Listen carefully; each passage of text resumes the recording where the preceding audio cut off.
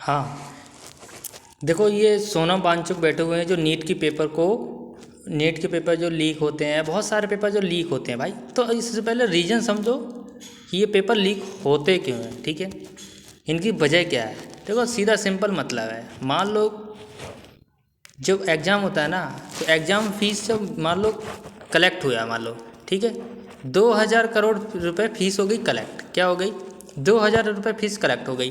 अब इनका खर्चा मान लो कितना आया, एग्ज़ाम कंडक्ट कराने के लिए 1,500 रुपये खर्चा आया भाई, ठीक है, खर्चा हो गया नेट में सब कुछ घटाने के बाद, सारे खर्चे घटाने के बाद 1,500 का खर्चा, 1,500 करोड़ का खर्चा आया।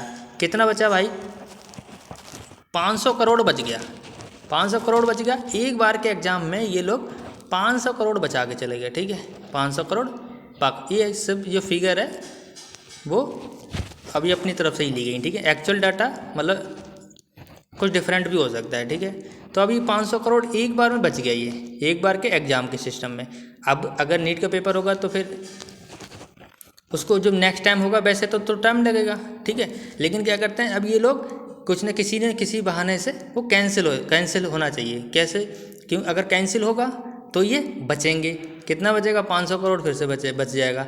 अब क्या होता है, मान लो कैंसिल हो गया तो बच्चे दोबारा पेपर देंगे। अब बच्चे जो दोबारा पेपर देंगे तो फिर से इनके पास 2,000 करोड़ फीस आएगी, और फिर से इन लोगों का खर्चा मान लो 1,500 करोड़ होता है, फिर से कितना बच गया, 500 करोड़।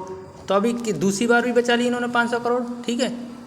तो अब ये दो बार ये इन्होंने कम टाइम में दो बार 500 करोड़ बचा लिया। तो अब ये कितना हो गया भाई साहब, 1,000 करोड़ हो गया, ठीक है, 1,000 करोड़ हो गया। अब ये एक बार में तो बचाना मुश्किल है यहाँ पर 1,000 करोड़।